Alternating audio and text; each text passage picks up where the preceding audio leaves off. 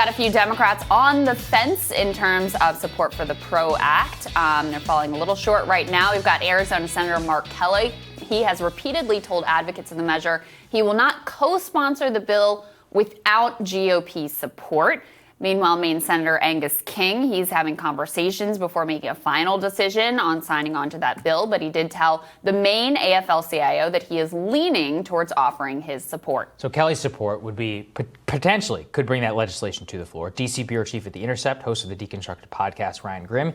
He joins us now to discuss. Ryan, is this one of those things that everybody says they support in principle, but then when it becomes real, then all sorts of roadblocks might start to pop off? Or could this actually be a tipping point to getting this legislation to the floor? Well, there are definitely a number of thresholds that it would have to pass. And there are people in the House of Representatives who feel like the only way that they were able to get this through there is that people in the lower chamber thought that the Senate would stop it. And so they could do organized labor a solid. They can vote yes on this. Look, I'm a friend of the working man.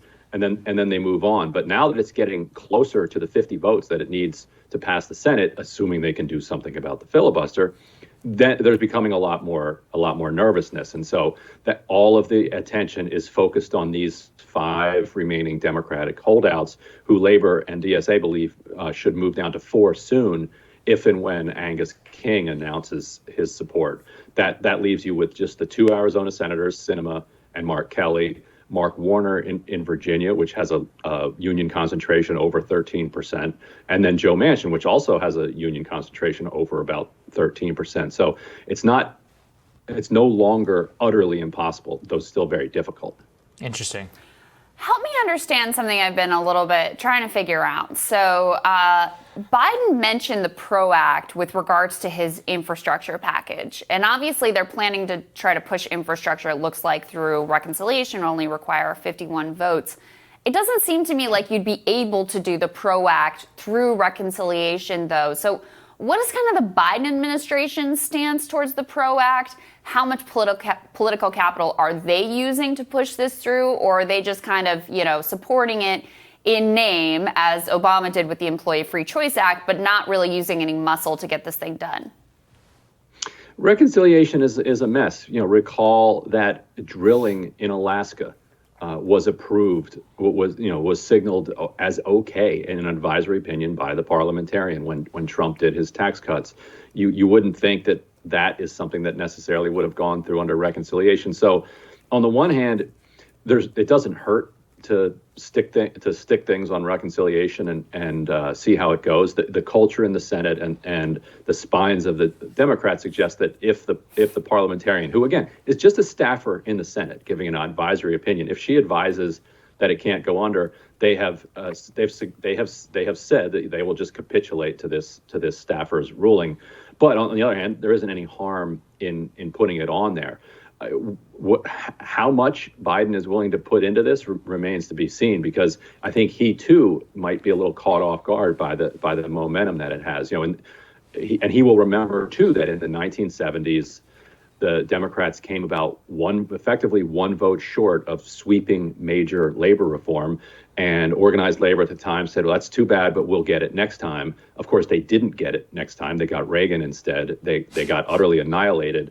And so at least the people like Biden have that living memory of that failure, and so are trying to leave nothing to chance this time. So I guess my question here on the PRO Act, so where does Sinema fall within this? Because as I understand it, Mark Kelly is also walking that tightrope. He obviously wants to get reelected. He's there, the senator there from Arizona. How would this play in the state of Arizona? What interests are up against some of these senators who are on the fence? What does that look like?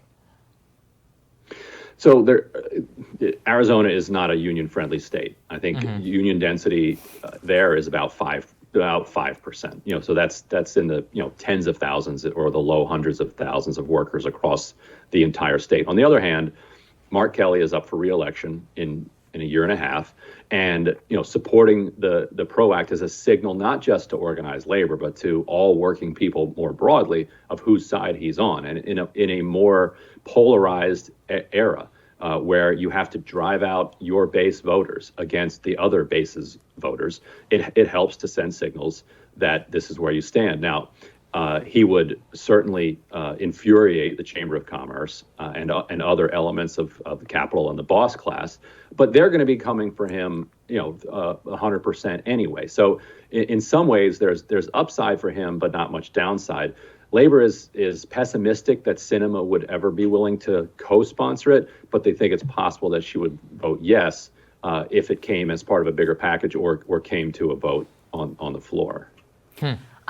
We've talked about here on this show, but just for people who don't know much about the PRO Act, it truly has the potential to be transformational in terms of labor relations, everything from, it's like basically everything that the labor community has wanted put together in one bill. It would make it easier to unionize, and analysts say that it would double the amount of union density in the country, which obviously would be incredibly significant. It would give unions more tools that they can use, sort of more militant tools to be able to extract concessions on behalf of their members. It would enable them to make sure that they can actually get a new contract for their members. So it would give them more power. It would make it harder to union bust. It would ban some of the tactics that Amazon, for example, was using down in Bessemer, Alabama. One of the things you write about in your piece is the way that DSA is really getting behind a grassroots effort to push some of these senators.